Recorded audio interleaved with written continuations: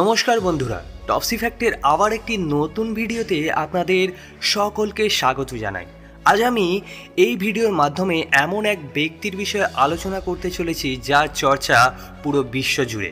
হ্যাঁ বন্ধুরা, আজ আমি মার্কিন যুক্তরাষ্ট্রের ৪৭তম রাষ্ট্রপতি ডোনাল্ড ট্রাম্পের বিষয়ে কিছু অসাধারণ তথ্য আপনাদের সামনে তুলে ধরার চেষ্টা করব।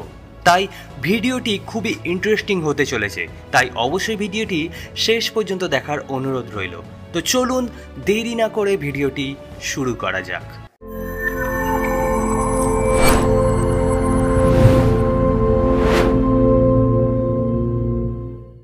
ডোনাল্ড ট্রাম্পের জন্ম ও পারিবারিক বিষয় জানতে হলে সবার প্রথমেই আপনাদের বলে দিই, ডোনাল্ড ট্রাম্পের পুরো নাম হলো ডোনাল্ড জন ট্রাম্প এবং তার জন্ম হয়েছিল 1946 সালে 14 জুন নিউ ইয়র্ক সিটির কুইন্সে এবং তার পিতার নাম ছিল ফ্রেড ট্রাম্প।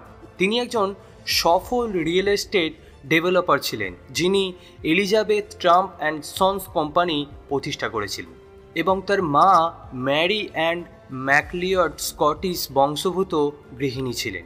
একটি ব্যবসায়িক পরিবারে জন্ম হওয়ার কারণে ডোনাল্ড ট্রাম্পের শৈশব সম্পদ ও ব্যবসায়িক কৌশলের মধ্যেই বেড়ে উঠেছিল এবং তার পিতা ফ্রেড ট্রাম্পের কঠোর পরিশ্রম ও বাস্তব জ্ঞান ডোনাল্ড ট্রাম্পের চরিত্রে গভীর প্রভাব ফেলেছিল। ডোনাল্ড ট্রাম্পের শিক্ষা ও কর্মজীবনের বিষয় জানতে হলে আপনাদের বলে দিই, Donald Trump new York military একাডেমিতে মাধ্যমিক শিক্ষা সম্পূর্ণ করেন, যেখানে তিনি শৃঙ্খলা ও নেতৃত্বের পাঠ শেখেন। পরবর্তীতে ফোর্ডহাম বিশ্ববিদ্যালয়ে 2 বছর অধ্যয়নের পর তিনি পেনসিলভানিয়া বিশ্ববিদ্যালয়ে ওয়াটসন স্কুল অব বিজনেস থেকে 1968 সালে অর্থনীতিতে স্নাতক ডিগ্রি লাভ করেন। এরপর তিনি পারিবারিক ব্যবসায় যোগ দেন এবং নিউ ইয়র্কের রিয়েল এস্টেট জগতে নিজের প্রতিভা প্রতিষ্ঠা করতে শুরু করেন।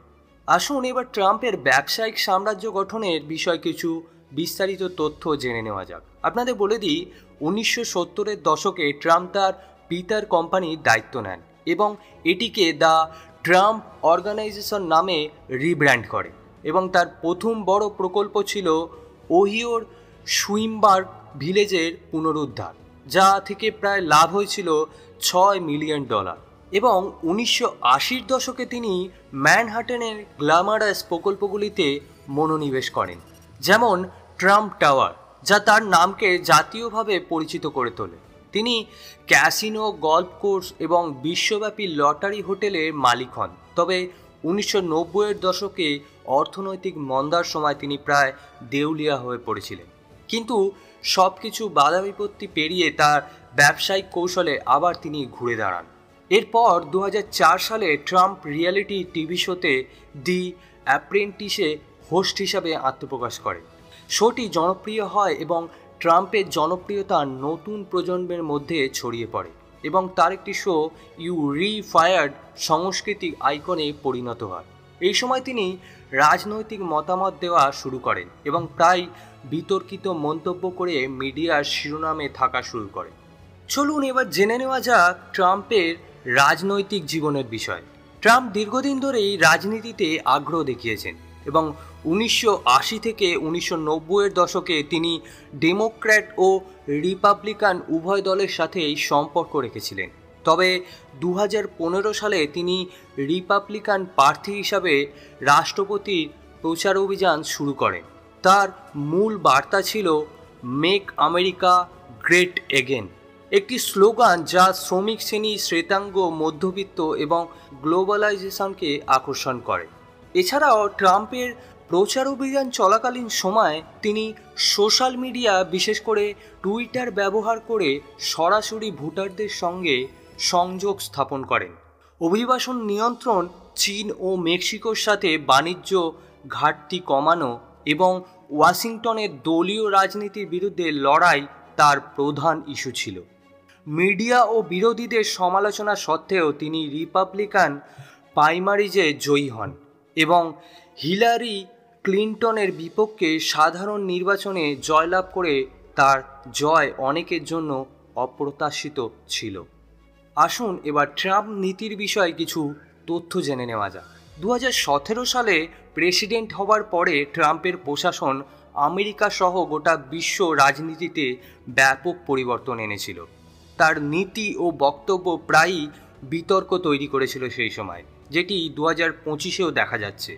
এখন আমি আপনাদের সামনে ডোনাল্ড ট্রাম্পের কিছু অভ্যন্তরীণ নীতির কথা প্রকাশ করব, যেগুলি সেই সময় অনেক বিতর্ক তৈরি করেছিল এবং সেই নীতিগুলি 2025-এও তিনি লাগু করার চেষ্টা করছেন।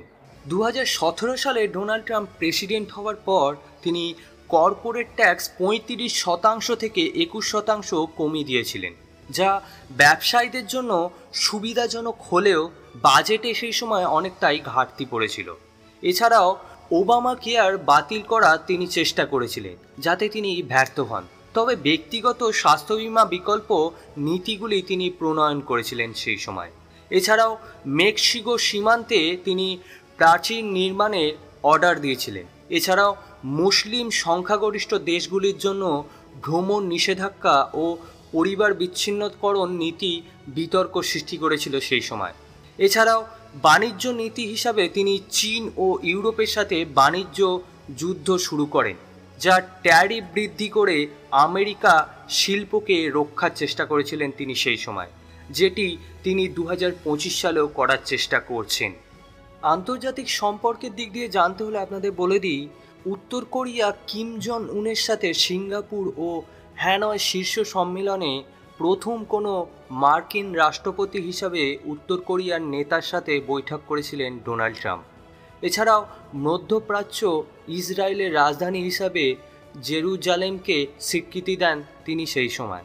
এছাড়াও ইরানের সাথে পরমাণু চুক্তি থেকে তিনি সরে আসেন সেই সময় এবং ন্যাটো ইউরোপীয় দেশগুলিকে প্রতিরক্ষা ব্যয় বৃদ্ধির আহ্বান জানান তিনি 2017 সালে। এরপর আসে 2020 সাল।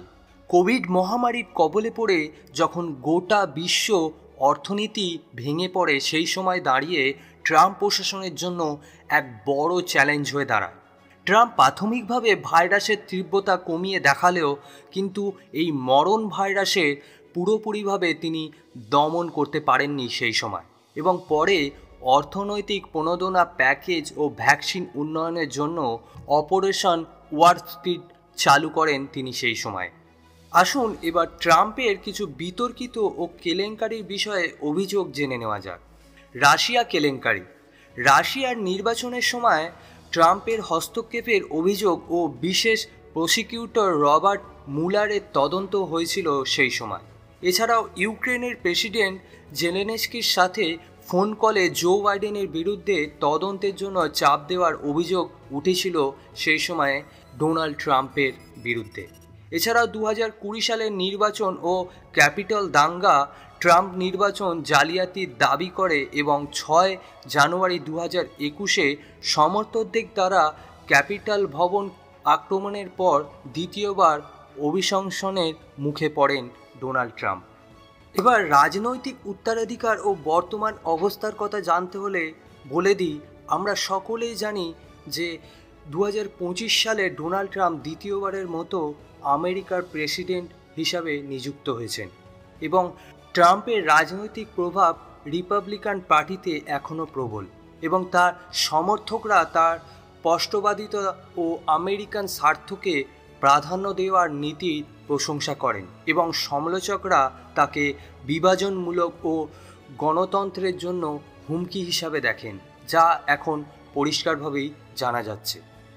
ট্রাম্পের ব্যক্তিগত জীবনের বিষয়ে জানতে হলে আপনাকে বলে দিই, ট্রাম্প 3 বার বিয়ে করেছেন এবং তার প্রথম স্ত্রী ছিলেন ইভানা জেলনিকোভা এবং তিনি 1977 সাল থেকে 1992 সাল পর্যন্ত ট্রাম্পের সাথে ছিলেন এবং তার দ্বিতীয় স্ত্রী মারাও মাফলস 1993 সাল থেকে 1999 সাল পর্যন্ত ট্রাম্পের সাথে ছিলেন এবং তার বর্তমান স্ত্রী মেলানিয়া নোভাস 2005 সালে ট্রাম্পের সাথে বিয়ে করেন এবং তার 5 সন্তানও রয়েছে, যাদের নাম হলো ডোনাল্ড জুনিয়র, ইভাস্কা, এরিফ, টিফানি ও ব্যারন।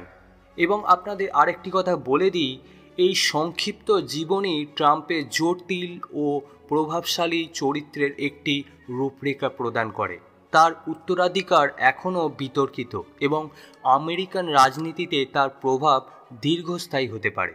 তো বন্ধুরা, এই ছিল ডোনাল্ড জন ট্রাম্পের বিষয়ে কিছু বিস্তারিত তথ্য, যেগুলি আমি এই ভিডিওর মাধ্যমে আপনাদের সামনে তুলে ধরার চেষ্টা করেছি। তো আবার দেখা হচ্ছে একটি নতুন ভিডিওর মাধ্যমে। ততদিনে আপনারা ভালো থাকুন, সুস্থ থাকুন।